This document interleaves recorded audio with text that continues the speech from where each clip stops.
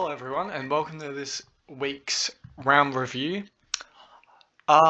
Pretty good week, I think, for my ranking. A lot of people went really high, so to only go down 15 ranks is a pretty good sight to see. Still ranked top 100, double digits is what we like to see. So let's just look at the team, and I'll reverse it to show you how I had my team, because obviously I've moved players around. I haven't done any trades yet though. So if we move this like here, so this is what the team looked like. So Lloyd with 100, obviously fine. He's getting Dawson stealing kickouts, which is not the greatest, but from the goal, 106 average. It's unders, but it's fine for, I think, 650, maybe a little bit of overpay, but he's consistent, so I'll take him. Ridley, unfortunate injury. It's a bit of a mystery. I looked online because I watched the Port game and I couldn't find anything, footage or anything about his mystery injury, but it is a concussion, so he will miss Anzac Day clash versus Collingwood, which is unfortunate, but obviously he's a hold. He's had a 133 average just a week ago, and he's probably going to be... I still think Lloyd will probably be D1, but he could. So that's unfortunate. Stewart, amazing. I think he's somewhat decently owned, but he's actually the second defender, second to Ridley. So he's been a very good pick. Gotta love his consistency. But yeah, that 152 really boosted his average, and you just really like to see that. Short, not as effective, and it was down Richmond's end nearly the whole game as they gave St Kilda a belting, so that's fine. New pick up Bowes. 73 is disappointing, but his role kind of changed, which is very unfortunate. But hopefully Ballard comes back in, and he gets the gulling role back, and Lukosius goes back to a wing. I'll just finish off the back line. Chapman with a 54 started hot, ended not the greatest, but obviously you would take that. Cozzy with the 62 was never going to field him over Chapman, and you couldn't loop him because Highmore played on the Thursday, but obviously like to see a 62 from Cozzy. Now what's unfortunate is I traded Scott, who went 60, and it got me Bowes. So my thought is Scott has not the greatest job security, and I thought Brockman had good job security. It was managed, but still. The trade I could have done, and I think you would have seen it in one of my first videos, I think it was the round review last week. The original trade was Brockman and Campbell to Waterman and Walsh. And Sam Walsh is going to be a top 10 midfielder this year. I don't see 10 other midfielders being ahead of him. He's just consistent.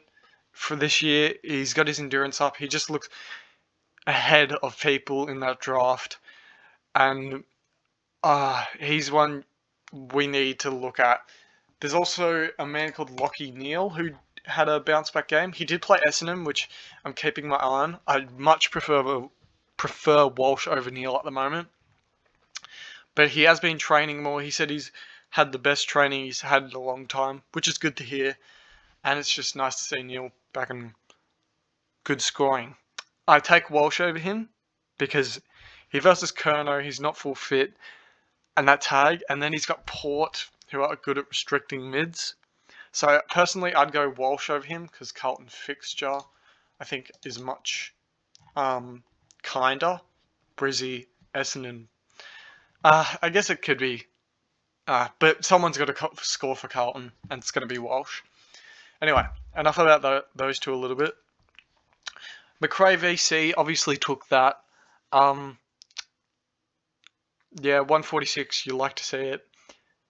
Gorm would have been the best option, but he was my backup, and I'm not going to pass on a 146. Oliver 115, consistent.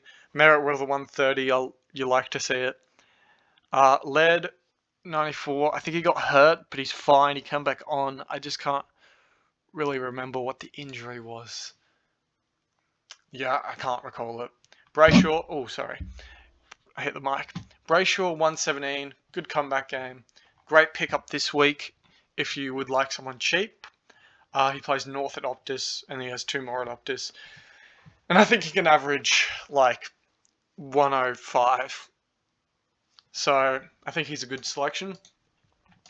Goulden, obviously a little bit of drop off to his amazing start of the year, but you can't expect 100s and 30s every week from him. He's been great. He's just a hold, 51 break even. They're versus Gold Coast. I think we just hold. Power another 74, just pumping out good scores. Berry is one to look to move on. He has a 43 break even. One thing I'm thinking is I don't think he tackled much, and that's how he gets a lot of his points. I'm pretty sure Berry. If I can, 1 tackle, which is very unders for him. So if he got tackles, obviously he would have scored more. And they play in Tassie. Now, Tassie's not always wet, but it's very cold. So I reckon he could score decent against Hawthorn in Tassie. Decent meaning like 50s. But, you know, he's one you could consider moving on. Jordan reboosting cash gen. Nice to see. McNeil, not that great of a score, but, you know, we'll take it. And Brockman did not play. Obviously, probably should have moved him instead of Scott. But rookie roulette, primo roulette, I guess, strikes again. Bow's role just didn't suit the other day, and they got pumped by the Dogs. Obviously, Gaundy, need I say more? You know, they pumped out a 300, and they're just destroying Flynn owners, or people who didn't start Gaundy. I think if you went Hickey as a starting pick, which I'd be very surprised if anyone listening here at least did, he has been a successful selection. He's done a PCL now. Look, 1.5 sides. And 6.1. So 6.1%, you know, they've jumped on. PCL, very unlucky. I think that's a very long injury. So he's definitely out for a month or so. I think it's 4 to 12 months at PCL. But if you started him, props to you. That's probably the best R2, and you'd be wanting to get up to Grundy this week because voice crack. He's only 650, which is a lot, but he could have got to the 700k mark if he didn't drop a 92 really quickly. So anyway, there you have it. Hopefully Flynn's back, but Mummy has been going good, but he is Mummy. He's gonna need some rest, so I think he comes back. And hopefully he can provide. He still has plenty of cash to make with a minus 34 break even. Dunkley with a 148. Consistent, beautiful man. If you don't have him, I've been saying it, but you need to get him. He's in 50% of sides. And I think most of you who watch me should have Dunkley. But yeah, Zeeble is genuinely threatening Dunkley for F1, which I'd never ever thought I'd say in my lifetime. If that's 72, if he never got injured in that game, he very well probably would be averaging more than Dunkley. But anyway, he looks like Zeeble's a keeper. Impey, likely a keeper. He's just underscored in round 1, but obviously consistent, 84. Nothing to look down upon, obviously, probably a little bit below what he's been producing the last 3 weeks, but you'll take it from someone you started at 200k.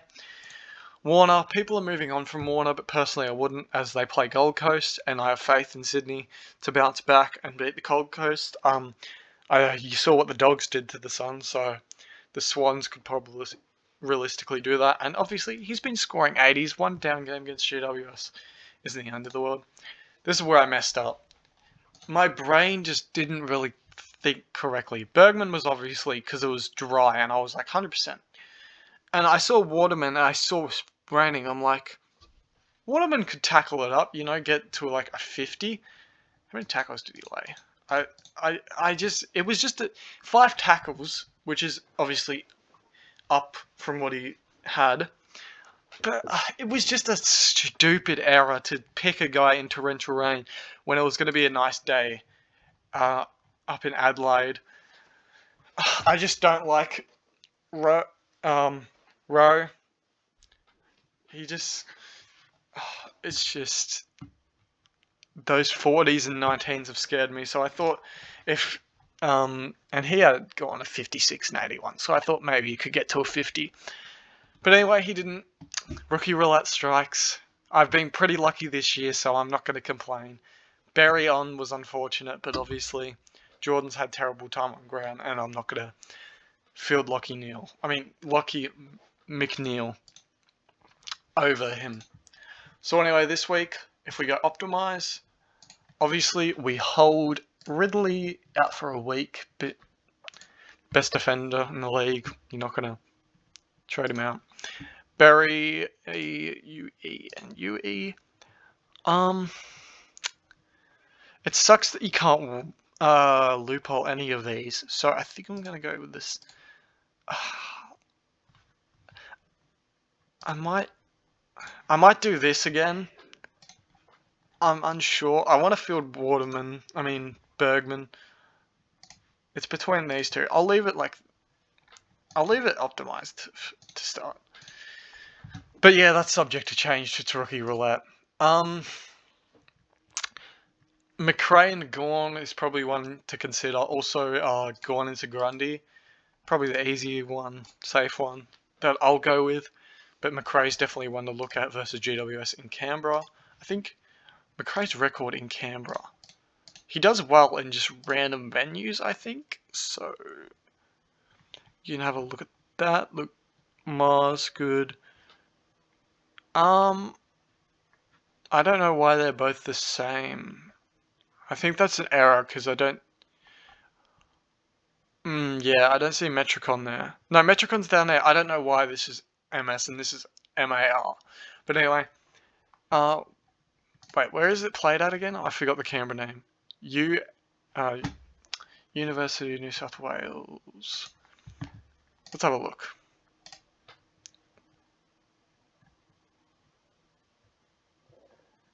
Not the greatest. Maybe, I think Gordon LeGrundy is just the easy one. We got Ridley as a loop, so that's nice. And obviously Combin, and even Flynn if he doesn't play. Oh, Flynn plays Friday night, never mind. But yeah, that's what I'm doing. I'm looking at holding. I'm really ahead in trades, that's the thing. And my voice is not having a good day today. Lockie Jones is looking like a really decent rookie.